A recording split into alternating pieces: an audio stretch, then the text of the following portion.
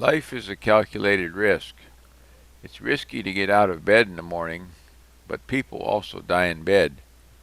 Any activity has risk associated with it. With the current coronavirus scare, how safe is the activity of shaking hands? We can divide this question into two parts. Assessing the risk of shaking hands with people who live in your local area, and assessing the risk of shaking hands with people who are from outside your local area. This video deals with shaking hands with these outsiders. There is a link below to a previous video which discusses shaking hands with those from your local area. I suggest you watch that video first. After watching that one, this video will make more sense to you. Before we look at some numbers, ask yourself this question. Before the virus showed up, how many people did you typically shake hands with in a week that were from outside your county? Okay, let's take a look at some numbers. This situation is a little bit more complicated than my previous video, which dealt with shaking hands with people from your own local county. So this is the same spreadsheet I had in that video, and I've added two more rows to the spreadsheet which show the population of the United States and the number of cases we've had so far in the United States as of 5/22/20. And also I have a row showing population and number of cases in New York City. So in the United States so far we've had almost 1.6 million cases, which comes to a ratio of 1 in 207. So out of every 207 people here, we've had one person out of that 207 has had the virus. Next couple columns are about death rates.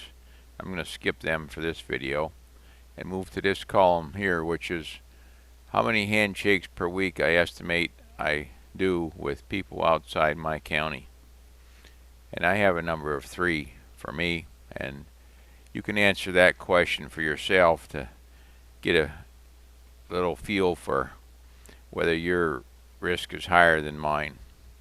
So if I shake hands with 3 people outside my county per week, how long is it going to take me to shake hands with 207 people from outside my county? The answer to that is 69 weeks or 1.33 years. So statistically speaking, sometime during the next 1.33 years, I will have shook hands with one person out of those 207 that had the virus.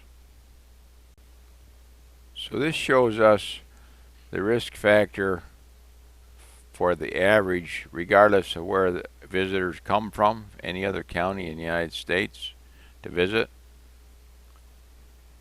So now let's take a look at a worst case scenario. We all know that New York City is the hot spot in the United States for the coronavirus, and they've had 201,000 cases so far out of 8.5 million people.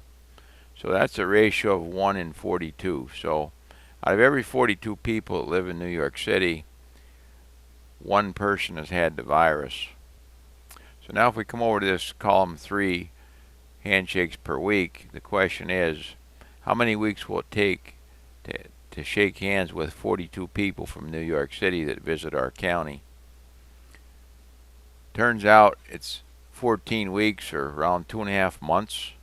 And during that 2.5 months, statistically speaking, we can be assured that we've shook hands with at least with one person that has had the coronavirus. Keep in mind that the experts tell us that people are only contagious with this virus for 2 weeks. So your risk of being exposed by shaking hands is far less than my figures show. In other words, my figures are very conservative, because the numbers I'm calculating are for the total number of cases since the pandemic began, which is over the last, say, 2.5 months. Did you enjoy this video and find it informative? Click the like button below. In my next video, I will discuss the asymptomatic factor in assessing risk. To be sure to see that video, click on the subscribe button below and also the alert button. Thanks for watching.